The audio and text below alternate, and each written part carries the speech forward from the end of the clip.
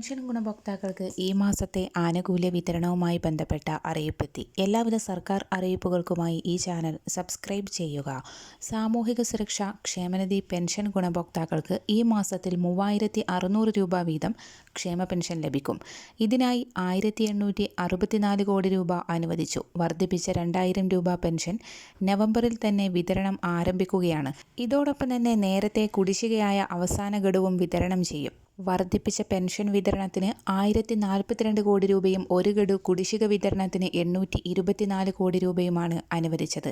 ഇതോടെ ക്ഷേമ പെൻഷൻ കുടിശ്ശിക പൂർണ്ണമായും കൊടുത്തു തീർക്കുകയാണെന്ന് ധനകാര്യമന്ത്രി വ്യക്തമാക്കി. പ്രഖ്യാപിച്ച ആനുകൂല്യങ്ങളെല്ലാം സമയബന്ധിതമായി നൽകുമെന്നതിൽ സർക്കാർ പ്രതിജ്ഞാബദ്ധമാണ്. കേന്ദ്ര സർക്കാരിൻ്റെ സമീപനങ്ങളുടെ ഭാഗമായി 2023-24 സാമ്പത്തിക വർഷത്തിൽ സംസ്ഥാനം നേരിടേണ്ടി വന്ന കടുത്ത സാമ്പത്തിക ഞെരുക്കത്തിൻ്റെ പശ്ചാത്തലത്തിലാണ് ക്ഷേമ പെൻഷൻ 5 ഗഡു കുടിശ്ശികയായത്. അവയുടെ വിതരണത്തിനായുള്ള സമയക്രമം 2024 ജൂലൈ മാസത്തിൽ മുഖ്യമന്ത്രി നിയമസഭയിൽ പ്രഖ്യാപിച്ചിരുന്നു. അതനുസരിച്ച് കഴിഞ്ഞ സാമ്പത്തിക വർഷം കുടിശ്ശികയുടെ 2 ഗഡുക്കൾ വിതരണം ചെയ്തു. ഈ സാമ്പത്തിക വർഷത്തിൻ്റെ പകുതിയിൽ തന്നെ ബാക്കിയുള്ളതിൽ 2 ഗഡുക്കളും വിതരണം പൂർത്തിയാക്കിയിരുന്നു. ഇതിൻ്റെ തുടർച്ചയാണ് അവസാന ഗഡു കുടിശ്ശികയും നൽകുന്നത്. 2024 ഏപ്രിൽ മാസം മുതൽ അതാത് മാസം തന്നെ പെൻഷൻ ഗുണഭോക്താക്കളുടെ കൈകളിൽ എത്തുന്നു. ഇന്ത്യയിൽ കേരളത്തിൽ മാത്രമാണ് ഇത്രയേറെ വിപുലമായ ഒരു സാമൂഹിക സുരക്ഷാ പദ്ധതിയുള്ളത്. സാർവത്രിക ക്ഷേമ പെൻഷൻ ഉറപ്പാക്കിയ ഏക സംസ്ഥാനം കേരളമാണ്. പ്രതിമാസം മുടക്കമില്ലാതെ 62 ലക്ഷത്തോളം പേർക്കാണ് പെൻഷൻ ലഭിക്കുന്നത്. ഗുണഭോക്താക്കളിൽ പകുതിയോളം പേർക്ക് ബാങ്ക് അക്കൗണ്ട് വഴിയും ബാക്കിയുള്ളവർക്ക് സഹകരണ ബാങ്കുകൾ വഴി വീട്ടിലും പെൻഷൻ എത്തിക്കുന്നു. വർദ്ധിപ്പിച്ച പെൻഷൻ വിതരണത്തിന് പ്രതിമാസം 1050 കോടി രൂപയോളം വേണ്ടിവരും. പ്രതിവർഷം ചിലവ് 13,000 കോടിയോളം രൂപയാണ്. ഈ സർക്കാർ ഇതുവരെ ക്ഷേമ പെൻഷൻ വിതരണത്തിന് അനുവദിച്ചത് 45,517 കോടി രൂപയാണ്. ഒന്നാം പിണറായി സർക്കാരിൻ്റെ കാലയളവിൽ 35,154 കോടി രൂപ വിതരണം ചെയ്തു. ഇത് 2011-16 കാലത്തെ 18 മാസത്തെ കുടിശ്ശിക ഉൾപ്പെടെയാണ്. 9.5 വർഷം കൊണ്ട് സർക്കാർ ചിലവിട്ടത് 80,671 കോടി രൂപ. ക്ഷേമ പെൻഷനിലെ കേന്ദ്രവിഹിതമുള്ളത് 8.46 ലക്ഷം പേർക്ക് മാത്രം. കേന്ദ്ര സർക്കാരിൽ നിന്ന് ശരാശരി 300 രൂപ വരെയാണ് വ്യക്തികൾക്ക് ലഭിക്കുന്നത്. ഇതിലും 400 കോടിയിലധികം രൂപ കേരളത്തിന് നൽകാനുണ്ട്. ഈ തുക കൂടി സംസ്ഥാന സർക്കാർ മുൻകൂർ അടിസ്ഥാനത്തിൽ വിതരണം ചെയ്തിരിക്കുകയാണ്. ക്ഷേമ പെൻഷൻ 600 രൂപയിൽ നിന്ന് 2000 രൂപയായി വർദ്ധിപ്പിച്ചത് പിണറായി സർക്കാരാണ്. 2011 100 രൂപ വർദ്ധിപ്പിച്ച് 600 രൂപയാക്കിയ ക്ഷേമ പെൻഷൻ ഒന്നാം പിണറായി സർക്കാർ 1600 രൂപയിലേക്ക് ഉയർത്തി. അത് ഈ സർക്കാർ 2000 രൂപയായി വീണ്ടും വർദ്ധിപ്പിച്ചിരിക്കുകയാണ്. സർക്കാർ ജീവനക്കാർക്കുള്ള പുതുക്കിയ ശമ്പളം നാളെ മുതൽ വിതരണം ചെയ്യും. DA, DR എന്നിവ 4% കൂട്ടിക്കൊണ്ടുള്ള ഉത്തരവ് സംസ്ഥാന സർക്കാർ പുറത്തിറക്കി. ഒക്ടോബർ മാസത്തെ ശമ്പളത്തിനൊപ്പം കൂട്ടിയ തുക നൽകുമെന്ന് ധനവകുപ്പ് അറിയിച്ചു. കഴിഞ്ഞ ദിവസം മുഖ്യമന്ത്രി പിണറായി വിജയൻ വാർത്താ സമ്മേളനത്തിൽ നടത്തിയ പ്രഖ്യാപനങ്ങളാണ് ഉത്തരവായി പുറത്തിറങ്ങിയത്. ജീവനക്കാരുടെ 18% ക്ഷാമബത്ത ഇതോടെ 22%. പെൻഷൻകാരുടെ DRലും സമാനമായ വർധന ഉണ്ടാകും. ക്ഷേമ പെൻഷനുകളുടെ പുതുക്കിയ നിരക്കുകൾ നവംബർ മാസത്തിൽ വിതരണം ചെയ്യും. ക്ഷേമ പെൻഷനുകൾ 2000 രൂപയാക്കി വർദ്ധിപ്പിച്ചതിന് പിന്നാലെയാണ് ഒരു മാസത്തെ കുടിശ്ശിക ഉൾപ്പെടെ വിതരണം ചെയ്യുക. ഇതോടൊപ്പം ഈ മാസം ക്ഷേമ പെൻഷൻ ഗുണഭോക്താക്കൾക്ക് ഓരോരുത്തർക്കും 3600 രൂപ വീതം ലഭിക്കും.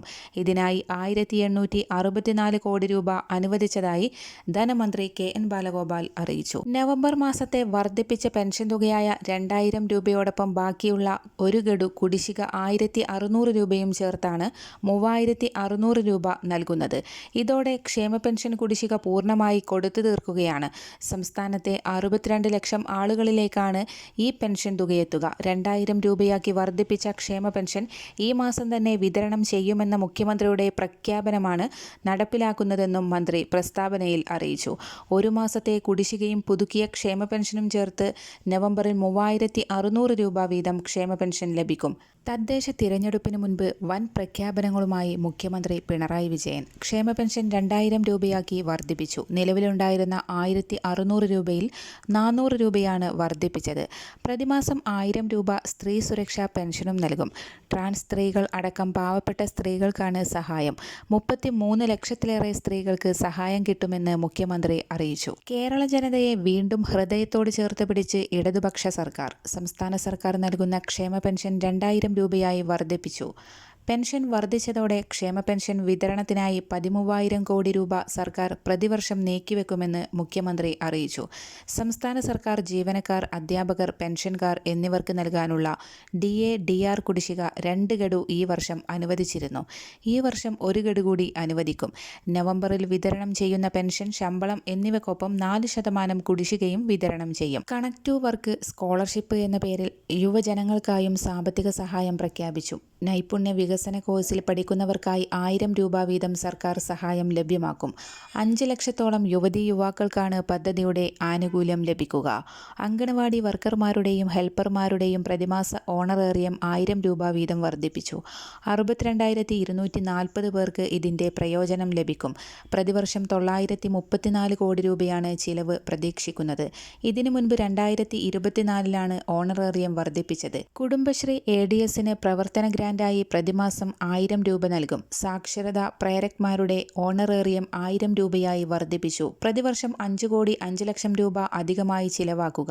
ഇതുവരെയുള്ള കുടിശ്ശിക മുഴുവനായും തീർക്കും. ആശാ വർക്കർമാരുടെ പ്രതിമാസ ഓണറേറിയം 1000 രൂപ വർദ്ധിപ്പിക്കും. 26,125 പേർക്കാണ് ഇതിന്റെ പ്രയോജനം ലഭിക്കുക. ഈ ഇനത്തിൽ പ്രതിവർഷം 250 കോടി രൂപ ചിലവാകും. ഇതുവരെയുള്ള കുടിശ്ശികയും വിതരണം ചെയ്യും. പാചക തൊഴിലാളികളുടെ പ്രതിദിന കൂലി 50 രൂപ വർദ്ധിപ്പിക്കും. ഗസ്റ്റ് ലെക്ചർമാരുടെ പ്രതിമാസ വേതനം പരമാവധി 2000 രൂപ വർദ്ധിപ്പിക്കും. പാവപ്പെട്ട കുടുംബങ്ങളിലെ സ്ത്രീകൾക്ക് എല്ലാ മാസവും സാമ്പത്തിക സഹായം ലഭ്യമാക്കും. മഞ്ഞ, പിങ്ക് കാർഡുകളിൽ വിഭാഗത്തിൽപ്പെട്ട മറ്റ് പെൻഷനുകളൊന്നും ലഭിക്കാത്ത സ്ത്രീകൾക്ക് പ്രതിമാസം 1000 രൂപ വീതം സ്ത്രീ സുരക്ഷാ പെൻഷനും നൽകും. 33 ലക്ഷം സ്ത്രീകൾക്ക് പദ്ധതിയുടെ ഭാഗമാവാം. പ്രീ പ്രൈമറി ടീച്ചർമാർ, ആയമാർ എന്നിവരുടെ പ്രതിമാസ വേതനം 1000 രൂപ വർദ്ധിപ്പിക്കും. 5 കോടി 72 ലക്ഷം രൂപ ഇതിനായി നീക്കിവെക്കും. ഗസ്റ്റ് ലെക്ചർമാരുടെ പ്രതിമാസ വേതനം പരമാവധി 2000 രൂപ വർദ്ധിപ്പിച്ചു. റബ്ബർ ഉൽപ്പാദന ഇൻസെന്റീവ് പ്രകാരം റബ്ബർ കർഷകർക്ക് നൽകിവരുന്ന റബ്ബറിന്റെ താങ്ങുവില 180 നിന്ന് 200 രൂപയായി വർദ്ധിപ്പിച്ചു. കേന്ദ്രം നൽകുന്ന സാമ്പത്തിക ഞെരുക്കത്തിനിടയിലും കേരള ജനത്തെ ചേർത്തുപിടിക്കാനാണ് സംസ്ഥാനത്തെ ഇടതുപക്ഷ സർക്കാർ ശ്രമിക്കുന്നതെന്ന് മുഖ്യമന്ത്രി അറിയിച്ചു. എംപ്ലോയീസ് പ്രൊവിഡന്റ് ഫണ്ടിലും എംപ്ലോയീസ് പെൻഷൻ സ്കീമിലും EPS അംഗങ്ങളാകാനുള്ള പ്രതിമാസ വേതന പരിധി 25,000 രൂപയാക്കാനൊരുങ്ങി എംപ്ലോയീസ് പ്രൊവിഡന്റ് ഫണ്ട് ഓർഗനൈസേഷൻ. 1 കോടിയിലേറെ ആളുകൾക്ക് ഗുണകരമാകുന്ന തീരുമാനമാണിത്. അടിസ്ഥാന ശമ്പളത്തിൽ പ്രതിമാസം 15,000 രൂപയിൽ കൂടുതൽ വരുമാനം നേടുന്ന ജീവനക്കാർക്ക് ഈ 2 EPFO പദ്ധതികളിൽ നിന്ന് ഒഴിവാകാനുള്ള ഓപ്ഷനുണ്ട്.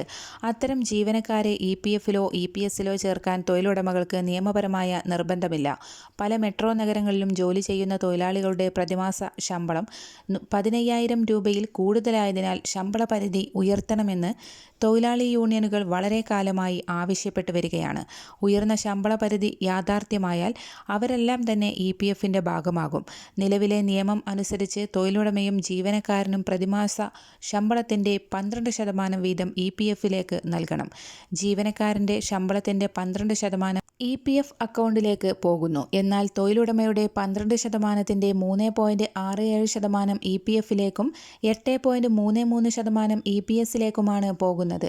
വേതനപരിധി ഉയർത്തുന്നത് EPFലേക്കും EPSലേക്കും പോകുന്ന തുകയുടെ അളവ് വർദ്ധിക്കാൻ കാരണമാകും. വിരമിക്കുമ്പോൾ ജീവനക്കാർക്ക് പെൻഷൻ തുക കൂടാനും ഇത് ഇടയാക്കും. 26 ലക്ഷം കോടി രൂപയാണ് ഇപ്പോൾ EPFOയുടെ ആകെ മൂലധനം. ഏതാണ്ട് 7.6 കോടി കേന്ദ്ര അംഗങ്ങളാണ് EPFOയിലുള്ളത്. വർദ്ധിച്ചുവരുന്ന സാമ്പത്തിക പ്രതിസന്ധിക്കിടയിൽ ദീർഘകാല സാമ്പത്തിക പരിരക്ഷയും വിരമിക്കൽ ആനുകൂല്യങ്ങളും ഇന്ത്യയിലെ വലിയൊരു വിഭാഗം തൊഴിലാളികൾക്ക് ലഭ്യമാക്കാൻ ശമ്പള പരിധി ഉയർത്തുന്നത് സഹായിക്കുമെന്ന് വിദഗ്ധർ ചൂണ്ടിക്കാട്ടുന്നു. തൊഴിലുടമയുടെ ബാധ്യതയും ഉയരും. വേതനപരിധി ഉയർത്തുന്നത് ജീവനക്കാർ, തൊഴിലുടമകൾ, EPFO എന്നിവയെ വ്യത്യസ്തമായ രീതിയിലായിരിക്കും ബാധിക്കുക. EPFO വിഹിതം കൂടുന്നതിനാൽ കയ്യിൽ കിട്ടുന്ന ശമ്പളം കുറയുന്നതിനാൽ ഇടത്തരം വരുമാനമുള്ള ചില ജീവനക്കാരുടെ ഭാഗത്തു നിന്ന് ശമ്പള പരിധി ഉയർത്തുന്നതിന് എതിർപ്പുണ്ടാകാനും സാധ്യതയുണ്ട്. സംസ്ഥാന സർക്കാർ ആശാവർക്കർമാരുടെ ഓണറേറിയം 1000 രൂപ മാത്രം വർദ്ധിപ്പിച്ചതിനെതിരെ കടുത്ത പ്രതിഷേധവുമായി ആശാപ്രവർത്തകർ. മന്ത്രിസഭായോഗത്തിന്റെ തീരുമാനം സ്വാഗതം ചെയ്യുമ്പോഴും വർധനവ് തൃപ്തികരമല്ലെന്നും കുറഞ്ഞത് 3,000 രൂപയെങ്കിലും വർദ്ധിപ്പിക്കണമെന്നും അവർ ആവശ്യപ്പെട്ടു. 263 ദിവസമായി തലസ്ഥാനത്ത് സമരം ചെയ്യുന്ന ആശാപ്രവർത്തകർ പുതിയ തീരുമാനത്തിനെതിരെ പ്രതിഷേധം ശക്തമാക്കി. സർക്കാരിന്റെ നിലവിലെ തീരുമാനത്തിൽ തൃപ്തരല്ലാത്ത ആശാപ്രവർത്തകർ സമരം തുടരുമെന്ന് പ്രഖ്യാപിച്ചു. എന്നാൽ സമരത്തിന്റെ രൂപം എന്തായിരിക്കണം എന്നതിനെക്കുറിച്ച് കുറിച്ച് കഴിഞ്ഞ ദിവസത്തെ യോഗത്തിൽ തീരുമാനമെടുക്കുമെന്നും അവർ അറിയിച്ചു. സംസ്ഥാന സർക്കാർ കടുത്ത സാമ്പത്തിക പ്രതിസന്ധി നേരിടുകയാണെന്നും ഇതിനപ്പുറം വർധനവ് ഇപ്പോൾ പ്രായോഗികമല്ലെന്നുമാണ് സർക്കാരിന്റെ നിലപാട്. മാത്രമല്ല, ആശാപ്രവർത്തകരുടെ ഓണറേറിയം കേന്ദ്ര സർക്കാരിനും ഉത്തരവാദിത്തമുണ്ടെന്നും ആ ഉത്തരവാദിത്തം നിറവേറ്റാതെ സംസ്ഥാന സർക്കാരിനെ മാത്രം സമ്മർദ്ദത്തിലാക്കുന്നത് അംഗീകരിക്കാനാവില്ലെന്നും സർക്കാർ വൃത്തങ്ങൾ അറിയിച്ചു. മുഖ്യമന്ത്രി ഇവരുമായി നേരിട്ട് ചർച്ചയ്ക്ക് തയ്യാറാകാത്തതിലും ആശാപ്രവർത്തകർക്ക് പരാതിയുണ്ട്. KSEB ജീവനക്കാർക്ക് ക്ഷാമബത്ത നൽകാൻ അനുമതിയായി. 2023 7% DA കുടിശ്ശിക നൽകാൻ അനുമതി നൽകിക്കൊണ്ട് സർക്കാർ ഉത്തരവിറക്കി. ജീവനക്കാർക്ക് ക്ഷാമബത്ത നൽകാൻ സർക്കാർ അനുമതി നൽകാത്തതിനെതിരെ പ്രതിഷേധം സംഘടിപ്പിച്ചിരുന്നു. ജീവനക്കാരുടെ ആനുകൂല്യങ്ങൾ നൽകുന്നത് വേഗത്തിലാക്കുക എന്നതായിരുന്നു പ്രധാനമായും ആവശ്യം.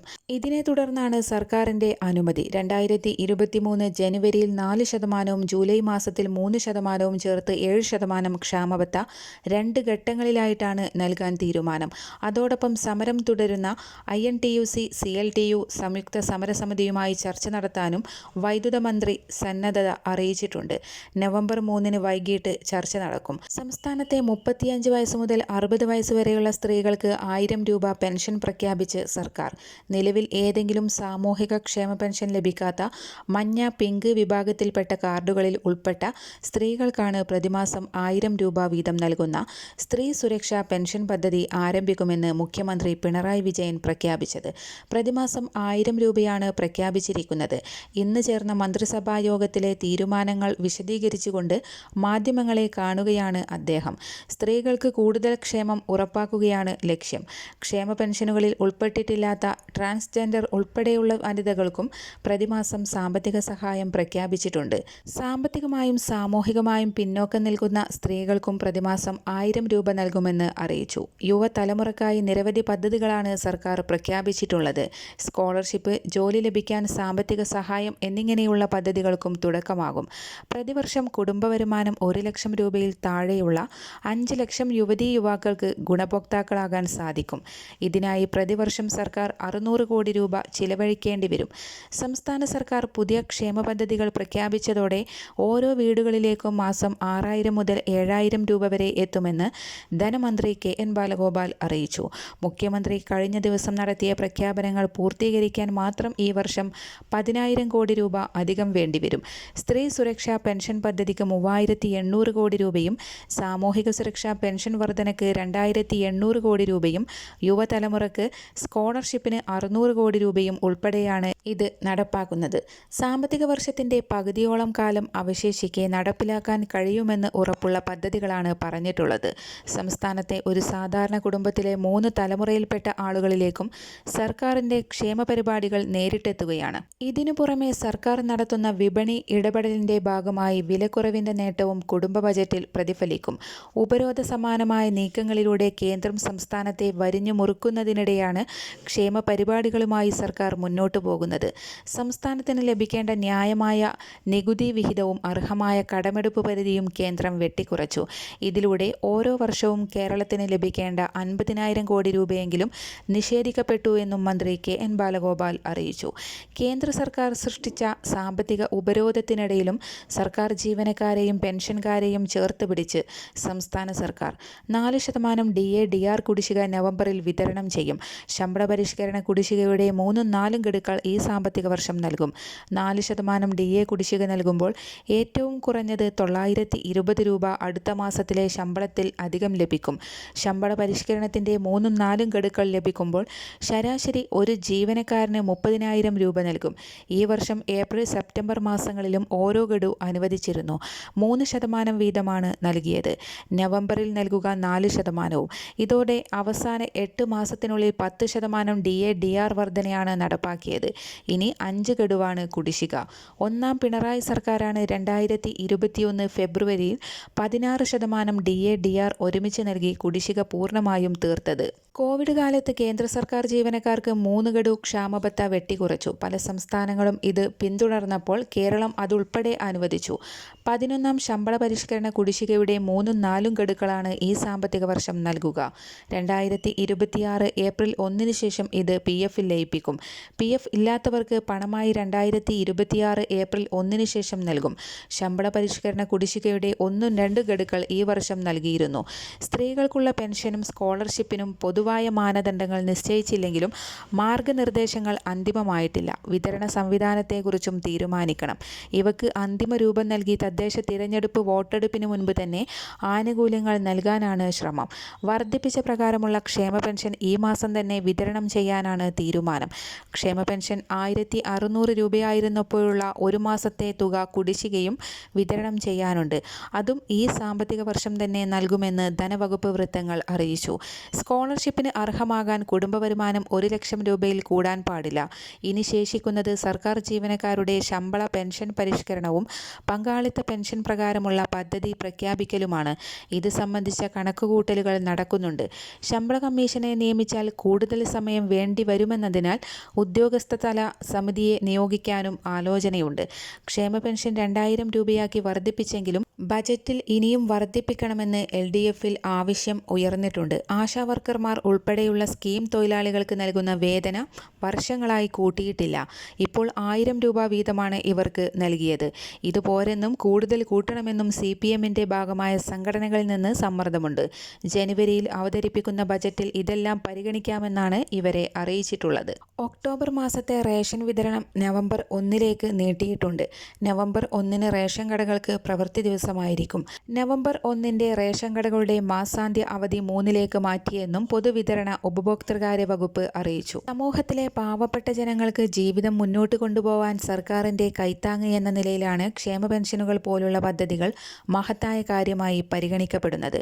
ഉൽപാദനക്ഷമമല്ലാത്ത കാര്യങ്ങൾക്ക് പണം മുടക്കുന്നത് സമ്പദ് വ്യവസ്ഥയെ ദോഷകരമായി ബാധിക്കും എന്നൊക്കെയുള്ള ചില സിദ്ധാന്തങ്ങൾക്ക് എതിരായി നിൽക്കുന്നുണ്ടെങ്കിലും സാമൂഹിക സുരക്ഷ ഒരു ജനാധിപത്യ സർക്കാരിന്റെ ഉത്തരവാദിത്തമാണ് എന്ന നിലയിൽ ക്ഷേമ പദ്ധതികൾക്ക് ന്യായീകരണമുണ്ട്. ചെറുതാണെങ്കിലും ഓരോ മാസവും സർക്കാർ നൽകുന്ന സാമ്പത്തിക സഹായം കാത്തിരിക്കുന്ന ലക്ഷക്കണക്കിന് ആളുകൾ കേരളത്തിലുണ്ട്. അത് മുടങ്ങുമ്പോൾ അവരുടെ ജീവിതം തന്നെയാണ് പ്രതിസന്ധിയിലാകുന്നത്. അതുകൊണ്ട് തന്നെ ക്ഷേമ പെൻഷനുകൾ കക്ഷി രാഷ്ട്രീയമായി ബന്ധപ്പെട്ടും ഏറെ പ്രാധാന്യമുള്ളതാണ്. ജനങ്ങളോടുള്ള പ്രതിബദ്ധതയുടെ അടയാളമായി ഇത്തരം സഹായങ്ങളെ കാണുന്നതും സ്വാഭാവികം.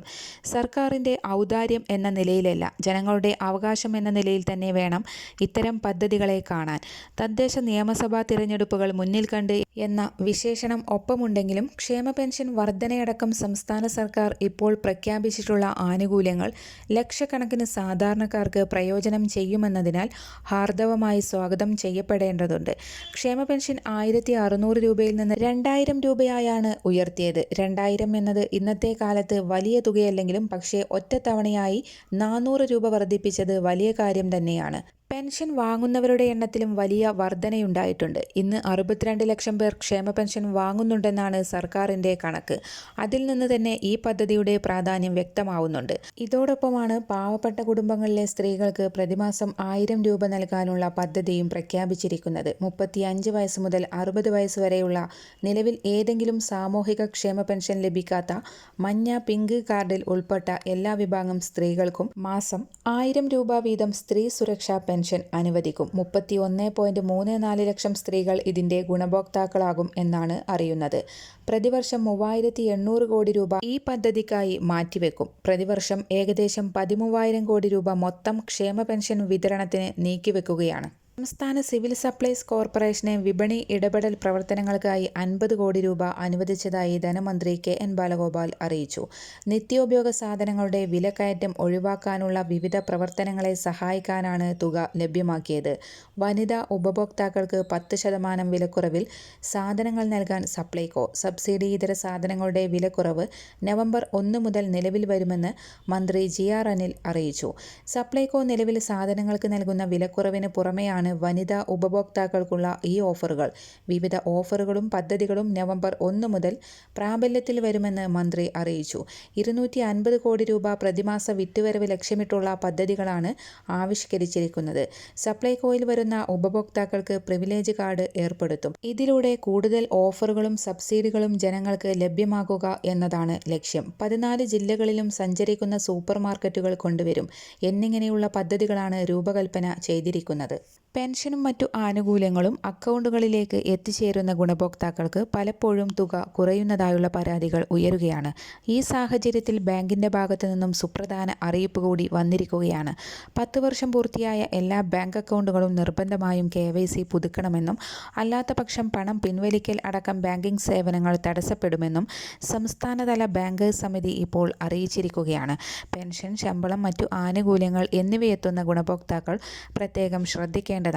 കേരളത്തിൽ 57 ലക്ഷം അക്കൗണ്ടുകളാണ് KYC കാലാവധി കഴിഞ്ഞതായി കണ്ടെത്തിയിരിക്കുന്നത്. KYC പുതുക്കാത്തതിന്റെ പേരിൽ ഇതിനകം തന്നെ ബാങ്കിംഗ് സേവനങ്ങൾ തടസ്സപ്പെട്ടു തുടങ്ങിയിട്ടുണ്ട്. 2014-15 കാലയളവിൽ വിവിധ സബ്സിഡികൾക്കും മറ്റു ആനുകൂല്യങ്ങൾക്കുമായി എടുത്തിട്ടുള്ള അക്കൗണ്ടുകളാണ് KYC പുതുക്കലിൽ പിന്നിലുള്ളത്. നടപടികൾ പൂർത്തിയാക്കിയില്ല എങ്കിൽ സബ്സിഡി തുകയടക്കം പിൻവലിക്കാനാകാത്ത സാഹചര്യമുണ്ടാകും. Photo, Aadhaar card, PAN card എന്നിവ നൽകിയാണ് KYC പുതുക്കേണ്ടത്. മിനിമം ബാലൻസ് തുകയില്ലാത്ത അക്കൗണ്ടുകളിലേക്ക് പെൻഷനും മറ്റു ആനുകൂല്യങ്ങളും എത്തിച്ചേരുന്ന സാഹചര്യത്തിൽ നിശ്ചിത തുക ബാങ്ക് ഈടാക്കാനും സാധ്യതയുണ്ട്. അതിനാൽ തന്നെ ഗുണഭോക്താക്കൾ എത്രയും വേഗം നടപടികൾ പൂർത്തിയാക്കേണ്ടതാണ്. പൗരന്മാർക്ക് നേരിട്ട് ലഭിക്കുന്ന സേവനങ്ങൾക്കും സാമ്പത്തിക സഹായങ്ങൾക്കും ആധാർ കാർഡ് നിർബന്ധമാക്കി കേന്ദ്ര സർക്കാർ. പദ്ധതികളിൽ അംഗങ്ങളായവർക്ക് ആധാർ ബന്ധിപ്പിച്ച ഡിജിറ്റൽ സംവിധാനത്തിലൂടെ മാത്രമേ പണം കൈമാറാവൂ എന്നും പുതിയ ഉത്തരവിൽ വ്യക്തമാക്കി. കേന്ദ്ര സർക്കാരിന്റെ ചിലവുകൾ കൈകാര്യം ചെയ്യുന്ന വകുപ്പാണ് വരാനിരിക്കുന്ന ബജറ്റിന് മുന്നോടിയായി ഉത്തരവിറക്കിയത്. പുതിയ പദ്ധതികളിൽ ഡിജിറ്റൽ സംവിധാനം ഉടൻ നടപ്പാക്കണമെന്നും വിവിധ മന്ത്രാലയങ്ങൾക്കും സംസ്ഥാനങ്ങൾക്കും നൽകിയ നിർദ്ദേശത്തിൽ വ്യക്തമാക്കി. പൊതുസേവനങ്ങൾ മെച്ചപ്പെടുത്തുകയും സുതാര്യത ഉറപ്പുവരുത്തുകയുമാണ് ആധാർ ബന്ധിപ്പിക്കുന്നതിന്റെ ലക്ഷ്യം. തൊഴിലുറപ്പ്, വീട് നിർമ്മാണം, കൃഷി വികസനം, ഇൻഷുറൻസ് തുടങ്ങിയ കേന്ദ്ര സർക്കാരിന്റെ വിവിധ പദ്ധതികളിൽ അംഗങ്ങളായവരെ പുതിയ ഉത്തരവ് ബാധിക്കും. നവംബർ 11 മുതൽ പദ്ധതികൾക്ക് ഫണ്ട് ലഭിക്കാൻ എല്ലാ വകുപ്പുകളും സംസ്ഥാന സർക്കാരുകളും ഈ സംവിധാനം നടപ്പാക്കണമെന്ന് വകുപ്പ് നേരത്തെ നിർദ്ദേശം നൽകിയിട്ടുണ്ട്. പുതിയ പദ്ധതികൾ തുടങ്ങുമ്പോൾ മന്ത്രാലയങ്ങൾ പ്രത്യേക വകുപ്പുകളോ തസ്തികകളോ സൃഷ്ടിക്കരുതെന്നും ഭരണപരമായ ചിലവുകൾ വർദ്ധിപ്പിക്കരുതെന്നും വകുപ്പ് നിർദ്ദേശം നൽകിയിട്ടുണ്ട്. കേന്ദ്ര സംസ്ഥാന സർക്കാർ ജീവനക്കാർ അല്ലാത്തവർക്ക് ആശ്രയിക്കാവുന്ന ഏറ്റവും പുതിയ കേന്ദ്രത്തിന്റെ പെൻഷൻ പദ്ധതിയായ വയോവന്ദൻ യോജന വഴി ഗുണഭോക്താക്കൾക്ക് പരമാവധി 3000 രൂപ വീതം പെൻഷൻ തുക ലഭിക്കും എന്നുള്ളതാണ്. പദ്ധതിയിൽ അംഗമാകാനുള്ള കുറഞ്ഞ പ്രായപരിധി 60 വയസ്സാണ്. പരമാവധി പ്രായം എന്നത് നിബന്ധനയിൽ ഇല്ല. പെൻഷൻ തുക വർഷത്തിൽ 1 തവണയായോ 2 തവണയായോ 3 തവണയായോ ലഭിക്കും. മാസം തോറും വേണമെങ്കിൽ ഗുണഭോക്താവിന്റെ ആവശ്യാനുസരണം അങ്ങനെയും ലഭിക്കുന്നതാണ്. നിക്ഷേപമായി അടക്കുന്ന തുക അനുസരിച്ചാണ് പെൻഷൻ തുക ലഭിക്കുക. മിനിമം 1000 രൂപ മുതൽ 9250 രൂപ വരെയാണ് പ്രതിമാസം പെൻഷനായി ലഭിക്കുക. ഓൺലൈനായോ ഓഫ്ലൈനായോ പദ്ധതിയിൽ അംഗമാകാവുന്നതാണ്. LIC വെബ്സൈറ്റ് വഴിയും ചേരാം. 10 വർഷം പൂർത്തിയാകുമ്പോൾ അടച്ച തുക നിക്ഷേപകർക്ക് തിരികെ ലഭിക്കും. ഇതിനിടെ നിക്ഷേപകർക്ക് മരണം സംഭവിച്ചാൽ നിക്ഷേപത്തുക നോമിനിക്ക് ലഭിക്കുന്നതാണ്. നിക്ഷേപം 3 വർഷം പൂർത്തിയാക്കിയാൽ അതിന്റെ 75% വരെ വായ്പയെടുക്കാം. പലിശ നിരക്ക് ഓരോ വർഷവും പുതുക്കി നിശ്ചയിക്കും. പോളിസി ഉടമക്കോ ജീവിത പങ്കാളിക്കോ മാരകമായ രോഗങ്ങൾ പിടിപെട്ടാൽ തുകയുടെ 98% സറണ്ടർ ചെയ്യാവുന്നതാണ്. സംസ്ഥാന സഹകരണ ജീവനക്കാരുടെ പെൻഷൻ ബോർഡ് മുഖേന പെൻഷൻ വാങ്ങുന്നവർ അക്ഷയ കേന്ദ്രങ്ങൾ വഴി ഈ മാസം 31 മുൻപായി മസ്റ്ററിംഗ് നടത്തണം. സംസ്ഥാന സഹകരണ ജീവനക്കാരുടെ പെൻഷൻ ബോർഡ് അഡീഷണൽ സെക്രട്ടറി അറിയിച്ചു. പ്രാഥമിക സഹകരണ സംഘം, കേരള ബാങ്ക്, സഹകരണേതര വകുപ്പുകളിലെ സഹകരണ സംഘങ്ങളിൽ നിന്നും വിരമിച്ച പെൻഷൻകാർ, കുടുംബ പെൻഷൻ വാങ്ങുന്നവർ, ആശ്വാസ്, സമാശ്വാസ് പദ്ധതി പ്രകാരം പെൻഷൻ വാങ്ങുന്നവർ, കയർ സ്പെഷ്യൽ സ്കീം പ്രകാരം പെൻഷൻ വാങ്ങുന്നവർ എന്നിങ്ങനെ 2025 ജനുവരി മാസത്തിന് മുൻപ് പെൻഷൻ ലഭിച്ചു തുടങ്ങിയവരാണ് മസ്റ്ററിംഗ് നടത്തേണ്ടത്. പ്രസ്തുത തീയതിക്കകം മസ്റ്ററിംഗ് നടത്താത്തവർക്ക് 2025 ഡിസംബർ മാസം മുതൽ പെൻഷൻ മുടങ്ങുന്നതായിരിക്കും. കേന്ദ്രത്തിന്റെ ഭാഗത്തു നിന്നും വിവിധ മേഖലകളിലേക്കുള്ള ആനുകൂല്യ വിതരണവും പ്രഖ്യാപിച്ചു. വമ്പൻ സഹായങ്ങളാണ് ഗുണഭോക്താക്കളുടെ ആധാർ അധിഷ്ഠിത ബാങ്ക് അക്കൗണ്ടുകളിലേക്കും അല്ലാതെയും എത്തിച്ചേരുക. വ്യക്തിഗത ഇൻഷുറൻസിൽ GST ഉൾപ്പെടെയുള്ള കാര്യങ്ങൾ എടുത്തുമാറ്റി മാറ്റുന്നതിന് തീരുമാനമായതിന് പിന്നാലെയാണ് വമ്പൻ പ്രഖ്യാപനം എത്തിയിരിക്കുന്നത്. രാജ്യമെമ്പാടുമുള്ള കർഷക ഗുണഭോക്താക്കൾക്ക് ആനുകൂല്യം ലഭ്യമാകുന്ന സാഹചര്യത്തിൽ കേരളത്തിൽ നിന്നുൾപ്പെടെയുള്ള 25 ലക്ഷത്തോളം വരുന്ന ആളുകളുടെ ആധാർ അധിഷ്ഠിത ബാങ്ക് അക്കൗണ്ടുകളിലേക്ക് പ്രധാനമന്ത്രി കിസാൻ സമ്മാൻ നിധി യോജനയുടെ 21ാം ഗഡുവായ 2000 രൂപയുടെ വിതരണം കൂടി ആരംഭിക്കുകയാണ്. കേന്ദ്ര സർക്കാരിൻ്റെ വിവിധ വായ്പകൾ, കാർഷിക സഹായങ്ങൾ, ഇതോടൊപ്പം തന്നെ PM കിസാൻ സമ്മാൻ നിധിയുടെ ഗഡുക്കൾ ഇവയെല്ലാം മുടങ്ങാതെ തന്നെ ലഭിക്കുന്നതിനായി ഗുണഭോക്താക്കൾ തൊട്ടടുത്തുള്ള കോമൺ സർവീസ് സെൻ്ററുകളെയോ അക്ഷയ കേന്ദ്രങ്ങളെയോ സമീപിച്ച് കർഷക ID എടുക്കണമെന്നുള്ള നിർദ്ദേശം കൂടി കേന്ദ്രത്തിൻ്റെ ഭാഗത്തു നിന്നും പുറത്തു വന്നിരിക്കുകയാണ്. ആധാറുമായി ബന്ധപ്പെടുത്തിയിട്ടുള്ള മൊബൈൽ നമ്പറും കർഷകൻ്റെ കൃഷിഭൂമി സംബന്ധിച്ചിട്ടുള്ള രേഖകളും കരമടച്ച രസീതും ഉൾപ്പെടെയുള്ള രേഖകളുമായി എത്തിയാണ് ID ജനറേറ്റ് ചെയ്യേണ്ടത്. കേന്ദ്ര പോർട്ടലിൻ്റെ തകരാർ മൂലം കർഷക ID ജനറേറ്റ് ചെയ്യാൻ കഴിയാതെ പോയ ഗുണഭോക്താക്കൾക്കും അത് ജനറേറ്റ് ചെയ്യാവുന്നതാണ്. ഇത് സംബന്ധിച്ച സുപ്രധാന പ്രഖ്യാപനങ്ങൾ ഉടൻ തന്നെ ഉണ്ടാകും. ഗാർഹിക പാചകവാതകത്തിൻ്റെ സബ്സിഡിക്ക് കേന്ദ്ര സർക്കാർ അനുമതി നൽകി. കഴിഞ്ഞ മന്ത്രിസഭാ യോഗത്തിലാണ് അനുമതി നൽകിയത്. 14.2 കിലോഗ്രാമിൻ്റെ ഗാർഹിക സിലിണ്ടറിന് 300 രൂപയുടെ സബ്സിഡി നൽകാനാണ് കേന്ദ്ര സർക്കാരിൻ്റെ പദ്ധതി. പ്രധാനമന്ത്രി ഉജ്ജ്വല യോജന പ്രകാരമുള്ള കണക്ഷനുകൾക്കാണ് സബ്സിഡി. 2016 മെയ് മാസത്തിലാണ് പ്രധാനമന്ത്രി ഉജ്ജ്വല യോജന കേന്ദ്ര സർക്കാർ അവതരിപ്പിച്ചത്. പാവപ്പെട്ട കുടുംബങ്ങളിലെ സ്ത്രീകൾക്കാണ് പ്രധാനമന്ത്രി ഉജ്ജ്വല യോജന പ്രകാരം LPG സിലിണ്ടറുകൾ നൽകുന്നത്. ജൂലൈ 1 കണക്കുകൾ പ്രകാരം 10.33 കോടി ഉജ്ജ്വല യോജന കണക്ഷനുകളാണ് ഉള്ളത്. PF അക്കൗണ്ടിൽ നിന്ന് പണം പിൻവലിക്കുന്നതുമായി ബന്ധപ്പെട്ട് നിർണായക തീരുമാനവുമായി EPFO. ജീവനക്കാരുടെയും തൊഴിലുടമകളുടെയും വിഹിതം ഉൾപ്പെടെ PF അക്കൗണ്ടിൽ അർഹമായ മുഴുവൻ തുകയും പിൻവലിക്കാൻ EPFO അനുവദിച്ചു. നേരത്തെ തൊഴിലില്ലായ്മയോ വിരമിക്കലോ ഉണ്ടായാൽ മാത്രമേ പൂർണ്ണമായ പിൻവലിക്കൽ അനുവദിച്ചിരുന്നുള്ളൂ. അംഗത്തിന് 1 മാസം ജോലിയില്ലാതെ കഴിയേണ്ടി വന്നാൽ PF ബാലൻസിൻ്റെ 75%വും 2 മാസത്തിന് ശേഷം ബാക്കി 25%വും പിൻവലിക്കാൻ അനുവാദമുണ്ടായിരുന്നു. എന്നിരുന്നാലും വിരമിക്കുമ്പോൾ പൂർണ്ണതുക പരിധിയില്ലാതെ പിൻവലിക്കാൻ അനുവദിച്ചിരുന്നു. സാധാരണ രീതിയിൽ അനുവദനീയമായ പരമാവധി പിൻവലിക്കൽ അർഹമായ തുകയുടെ 90%മായിരുന്നു. ഭൂമി വാങ്ങുന്നതിനോ പുതിയ വീടിൻ്റെ നിർമ്മാണത്തിനോ EMI തിരിച്ചടവിനോ വേണ്ടി ഭാഗികമായി പിൻവലിക്കൽ നടത്തുകയാണെങ്കിൽ EPF അംഗങ്ങൾക്ക് അവരുടെ EPF അക്കൗണ്ടിലുള്ള അർഹമായ തുകയുടെ 90% വരെ പിൻവലിക്കാൻ അനുവാദമുണ്ടായിരുന്നു. ഇതാണിപ്പോൾ 100%മാക്കിയത്. 13 സങ്കീർണമായ വ്യവസ്ഥകളെ ലയിപ്പിച്ചുകൊണ്ട് പിൻവലിക്കൽ വ്യവസ്ഥകൾ ലളിതമാക്കാൻ CBT തീരുമാനിച്ചു. വിദ്യാഭ്യാസ ചിലവിനായുള്ള പിൻവലിക്കൽ പരിധി 10 തവണ വരെയാക്കി. നേരത്തെ ഇത് 3 തവണയായിരുന്നു. വിവാഹാവശ്യത്തിന് 5 തവണ വരെ പണം പിൻവലിക്കാം. നേരത്തെ ഇത് 3 തവണ മാത്രമാണ് അനുവദിച്ചിരുന്നത്. എല്ലാ ഭാഗിക പിൻവലിക്കലുകൾക്കും മിനിമം സേവനത്തിൻ്റെ ആവശ്യകത ഏകീകൃതമായി 12 മാസമായി ചുരുക്കി. പ്രത്യേക സാഹചര്യങ്ങൾ എന്ന വിഭാഗത്തിൽ ഭാഗികമായി പണം പിൻവലിക്കുന്നതിനുള്ള കാരണങ്ങൾ വ്യക്തമാക്കേണ്ടതില്ല എന്നതാണ് സുപ്രധാന തീരുമാനം. PF ഇടപാടുകൾ കൂടുതൽ സുതാര്യമാക്കുന്നതിൻ്റെ ഭാഗമായി ഒറ്റ ലോഗിനിലൂടെ പ്രധാനപ്പെട്ട എല്ലാ ഇടപാടുകളും നടത്താനുള്ള സംവിധാനവും പ്രഖ്യാപിച്ചു. ഈ സംവിധാനത്തിലൂടെ മെമ്പർമാർക്ക് അവരുടെ സംഭാവന, പിൻവലിച്ച തുക, ബാലൻസ് തുടങ്ങിയവ വളരെ ലളിതമായ രീതിയിൽ അറിയാൻ സാധിക്കും. പല സൈറ്റുകളിൽ ലോഗിൻ ചെയ്യുകയും മറ്റ് സൈറ്റുകളിലേക്ക് റീഡയറക്റ്റ് ചെയ്യുകയും ചെയ്ത് ഇടപാടുകാരെ വലക്കുന്ന പഴയ സംവിധാനത്തിന് ഇതോടെ വിരാമമാകും. ഇടപാടുകാരുടെ ബുദ്ധിമുട്ടുകൾ പരിഹരിക്കുന്നതിൻ്റെ ഭാഗമായാണ് ഈ സംവിധാനം. 2014 മുതൽ 2025 വരെയുള്ള EPFOയുടെ വളർച്ചയുടെ കണക്കുകൾ മന്ത്രി അവതരിപ്പിച്ചു. 3.26 നിന്ന് 11 വർഷം കൊണ്ട് 7.83 കോടിയായാണ് മെമ്പർഷിപ്പ് വളർന്നത്. ഇക്കാലയളവിലെ ക്ലെയിമുകൾ 1.23 കോടിയിൽ നിന്ന് 6.02 കോടിയായാണ് വളർന്നത്. പെൻഷൻകാരുടെ എണ്ണത്തിൽ 73.69% വർധനവാണ് ഉണ്ടായത്. നേരത്തെ ഉദ്യോഗസ്ഥർ വഴി മാത്രം ലഭിച്ചിരുന്ന ട്രാൻസ്ഫർ സർട്ടിഫിക്കറ്റ്, അനക്സർ K എന്നിവ ഇനി നേരിട്ട് ഡൗൺലോഡ് ചെയ്യാം. ട്രാൻസ്ഫർ, സെറ്റിൽമെൻറ്റ്, അഡ്വാൻസ്, റീഫണ്ട് എല്ലാം ഇനി എളുപ്പമാകും. ഇതിന് നേരത്തെ സീനിയർ ഉദ്യോഗസ്ഥന്മാരുടെ അംഗീകാരം വേണമായിരുന്നു. ശമ്പളത്തിന് ആനുപാതികമായ ഉയർന്ന PF പെൻഷന് അപേക്ഷ നൽകിയവരിൽ 1/4 പേർക്ക് മാത്രമേ അതിന് അർഹതയുള്ളൂ എന്ന് എംപ്ലോയീസ് പ്രൊവിഡന്റ് ഫണ്ട് ഓർഗനൈസേഷൻ്റെ കണക്ക്. രാജ്യത്താകമാനം ഈ മാസം 1 വരെ ലഭിച്ച 17.49 ലക്ഷം അപേക്ഷകളിൽ 10.83 ലക്ഷവും അയോഗ്യമാണെന്ന് വിവരാവകാശ ചോദ്യത്തിനുള്ള മറുപടിയിലാണ് വ്യക്തമാക്കിയത്. തൊഴിലുടമകൾ ഹയർ ഓപ്ഷൻ അംഗീകരിച്ച് EPFOയിലേക്ക് തിരികെ നൽകാത്തതിനാൽ നേരത്തെ 2.24 ലക്ഷം അപേക്ഷകൾ ഒഴിവാക്കിയിരുന്നു. ഇതോടെ ഉയർന്ന പെൻഷൻ യോഗ്യത നേടുന്നവരുടെ എണ്ണം 4.5 ലക്ഷത്തിൽ താഴെയായി ചുരുങ്ങും. ജീവനക്കാരുടെ PF ഫണ്ട് കൈകാര്യം ചെയ്യുന്നതിന് സ്വന്തമായി PF ട്രസ്റ്റുകൾ രൂപീകരിച്ചിട്ടുള്ള ഭൂരിഭാഗം സ്ഥാപനങ്ങളിലെയും ജീവനക്കാരുടെ അപേക്ഷകൾ കൂട്ടത്തോടെ നിരസിച്ചതാണ് അയോഗ്യരായവരുടെ എണ്ണം ഇത്രയും വർദ്ധിക്കാൻ കാരണം. ഈ വിഭാഗത്തിൽ നിന്ന് 9 ലക്ഷത്തിലേറെ അപേക്ഷകളാണ് ഉണ്ടായിരുന്നത്.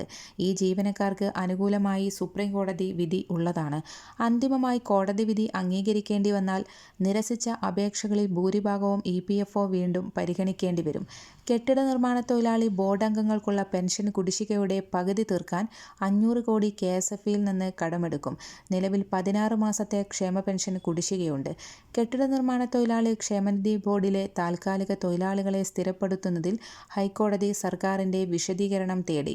സ്ഥിരപ്പെടുത്തുന്നതിലെ അധിക ബാധ്യതയടക്കം അറിയിക്കാനാണ് നിർദ്ദേശം. പെൻഷൻ എന്തുകൊണ്ട് വൈകുന്നുവെന്നും സ്ഥിരപ്പെടുത്തൽ പ്രാബല്യത്തിലായാൽ പെൻഷൻ വിതരണത്തെ ബാധിക്കുമോ എന്നും സർക്കാർ വിശദീകരിക്കണം. ബോർഡിലെ പ്രതിസന്ധിയുടെ പേരിൽ 16 മാസത്തെ പെൻഷൻ കുടിശ്ശികയുള്ള സാഹചര്യത്തിലാണ് 293 പേരെ സ്ഥിരപ്പെടുത്താൻ ശ്രമിക്കുന്നതെന്നാണ് ഹർജിയിലെ വാദം. ജനകീയ പ്രഖ്യാപനങ്ങളുമായി കളം നിറയാനുള്ള ശ്രമത്തിലാണ് പിണറായി സർക്കാർ. 2021 തുടർഭരണം സമ്മാനിച്ചതിൽ ഏറെ നിർണായകമായത് ക്ഷേമ പെൻഷനായിരുന്നു. എന്നാൽ സാമ്പത്തിക പ്രതിസന്ധിയെ തുടർന്ന് പെൻഷൻ കുടിശ്ശികയായതിൻ്റെ പേരിൽ സർക്കാർ വലിയ വിമർശനം ഏറ്റുവാങ്ങേണ്ടി വന്നിരുന്നു. എന്നാൽ നിലവിൽ കുടിശ്ശികയില്ലാതെ പെൻഷൻ അതാത് മാസം തന്നെ നൽകാൻ പ്രത്യേക ശ്രദ്ധയാണ് പിണറായി സർക്കാർ പുലർത്തുന്നത്.